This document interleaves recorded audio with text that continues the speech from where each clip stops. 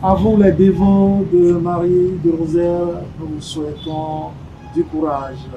Avec le Rosaire, nous vaincrons. Nous sommes toujours avec le Père Maximin.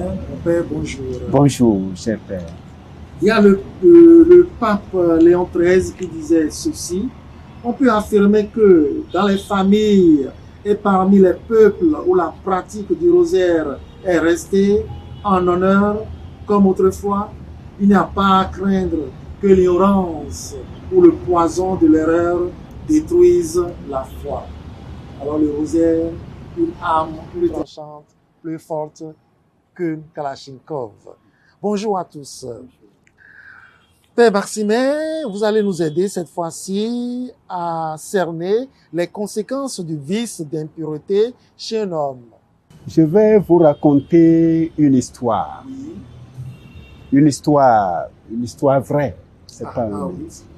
Il faut penser au jugement de Dieu, faire le grand ménage dans la maison de l'âme et se préparer à la mort en prenant au sérieux l'évangile de Jésus-Christ. Je pense que c'était en 1986. 1986, donc 3 ans après mon baccalauréat. Donc j'étais admis comme enseignant au collège. Et de tous les enseignants, de tous les professeurs du collège, j'étais le seul qui n'était pas marié. Et je voyais des filles, des élèves qui auraient voulu que je me marie avec elles, que j'aille avec elles. Mais j'évitais cela parce que j'avais fait le programme de travailler au moins une dizaine d'années avant de me marier. Ça fait que je gardais mes distances. Mais vous sentiez les gens venir à vous? Ils venaient à moi, surtout dans la concession où j'ai loué. Il y a une jeune fille qui était auprès d'une institutrice et j'ai senti qu'il me désirait beaucoup. En rôde autour. Bon. Et comme je ne me laissais pas aller à sa demande, elle a commencé par se moquer de moi.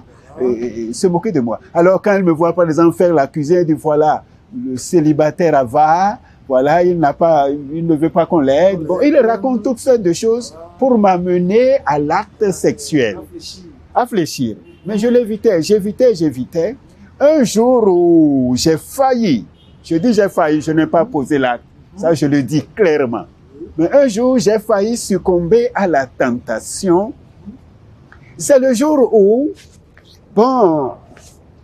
elle m'a vu, donc je revenais à la maison.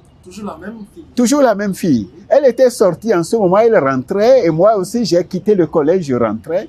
Et j'ai un collègue qui a appelé une fille qui s'est mis à lui faire la cour.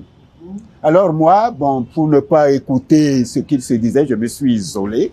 Mais quand cette fille m'a vu arriver à la maison ce jour-là, mais ça a été la goutte d'eau qui a fait déborder le vase. Je vous ai dit non, votre professeur est impuissant.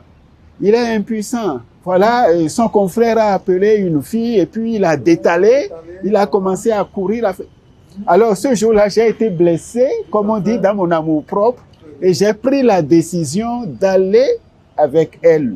Donc sexuellement, je dis en ce moment, je n'étais même pas séminariste, j'étais dans la vie active.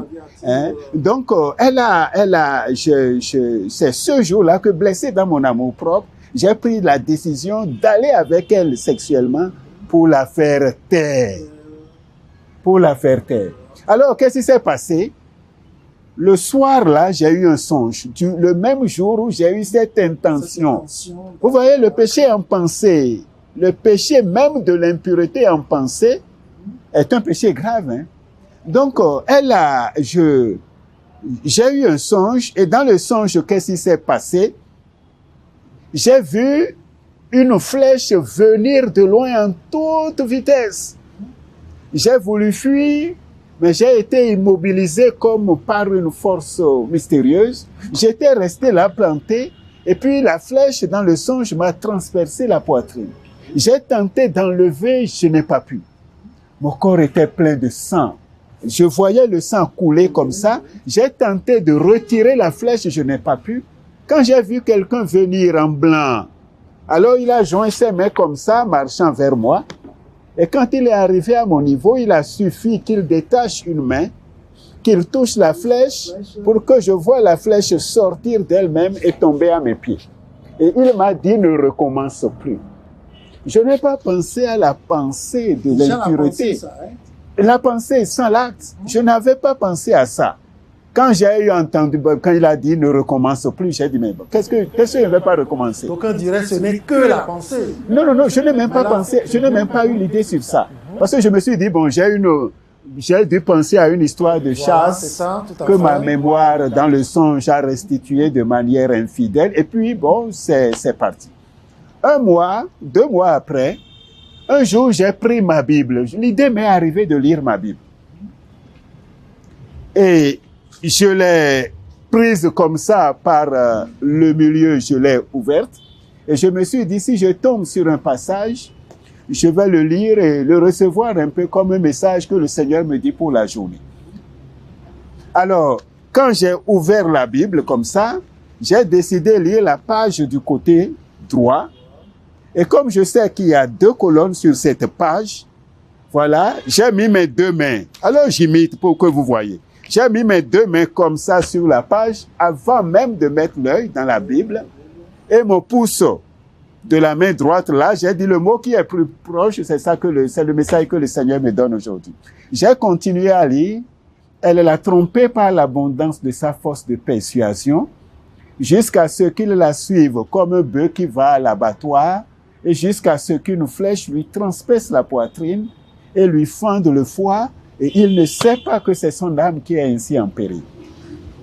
C'est ce jour-là, 2 mois après, que j'ai... Oui, parce que ça m'a profondément marqué. C'est ce jour-là que j'ai eu la compréhension de ce songe que j'avais fait et où le Seigneur m'a révélé, c'était un passage du livre des Proverbes, que tout acte d'impureté, c'est un glaive que l'esprit du mal enfonce dans le cœur et que c'est un péril pour l'âme. Père Maximin, pour cette belle histoire que vous venez de nous raconter, ce n'est pas un conte de fées, c'est du vécu réel. Et tout cela, chers amis, pour nous montrer combien l'impureté nous détruit.